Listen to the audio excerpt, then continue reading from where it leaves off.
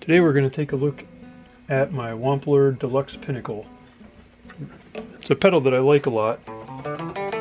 Here's your clean. And there's nothing.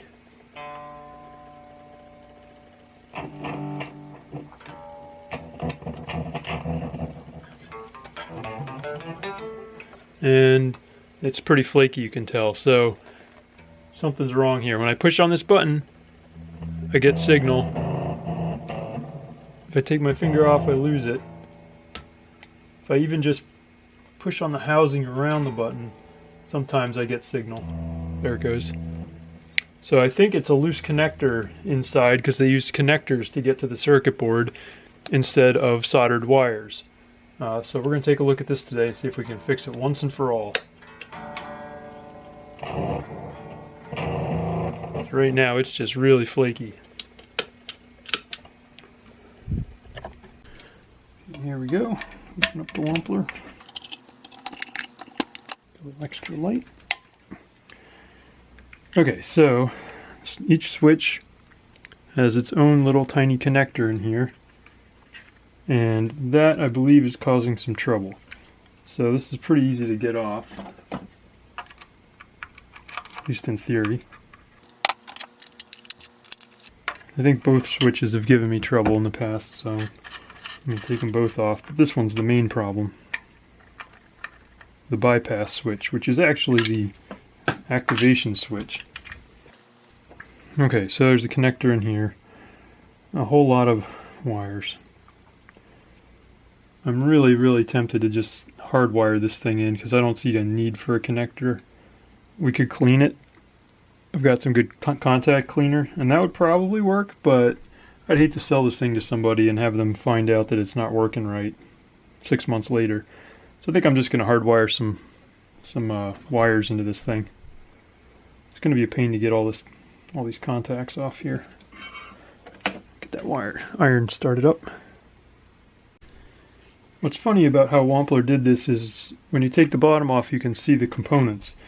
Usually you have the board flipped the other way, and that way you don't have to have the boards for the switches offset from the rest of the board. You can mount everything on a single board. I'm not sure why they did it this way. It's kind of backwards from the way everybody else does it. But anyway, we'll just go ahead and pop this out. It's a lot easier to work on it once we've got the board out. And we'll go ahead and start getting these headers desoldered.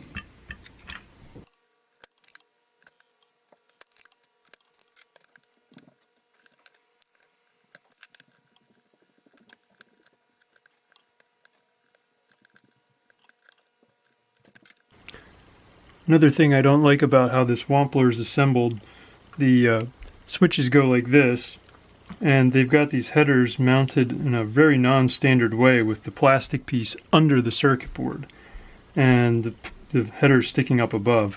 This is probably why they're having connection problems, because they're using it in a manner that wasn't specified by the manufacturer.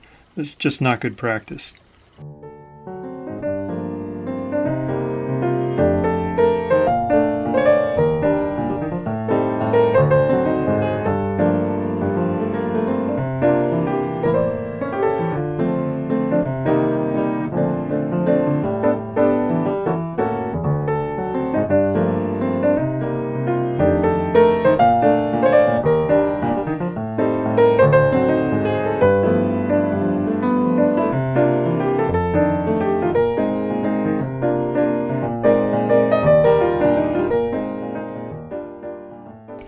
Alright, we basically got the pedal all back together again. Just tightening the nuts here before I put the knobs back on. We'll give it a test. But here's how it came out on the inside. You can see all the cables now that are here directly hooking into the switches. There's nothing now that can come loose or get corroded over time. So hopefully this pedal will last a really long time and sound great. Let's give it a try and see how it goes. Alright guys, here we go with the test of the Wampler. Lift it off and turn it on. Now remember, before, if we touched this knob, things got iffy.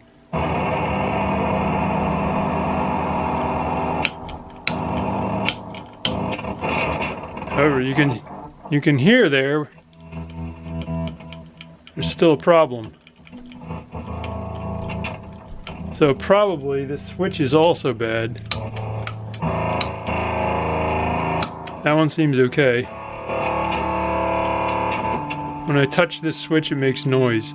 We have to replace this switch. I think it's bad. So I took the bypass switch out, and it turned out that I have almost the exact same switch, except it wasn't PC mount, it had solder lugs. So I said, what the heck, we don't need this board anyway now, so I just directly soldered it using wires after I traced out the circuit diagram in terms of the wire colors that I had mounted on there.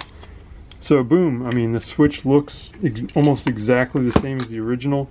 It does look almost pretty much the same. It feels a little bit different. This one's a harder click. I actually prefer this one. So let's see if it works this time. Alright, this pedal fooled me once. Let's see if the second time is the charm. We're on clean.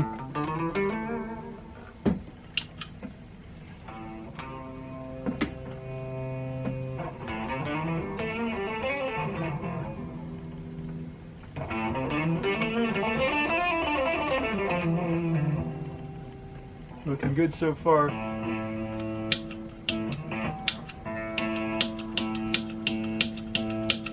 Switching perfectly this time. Yeah, there we go.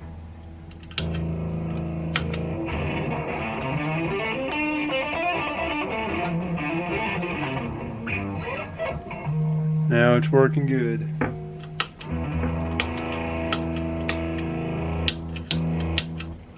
Yep. Alright, we got a good pedal now.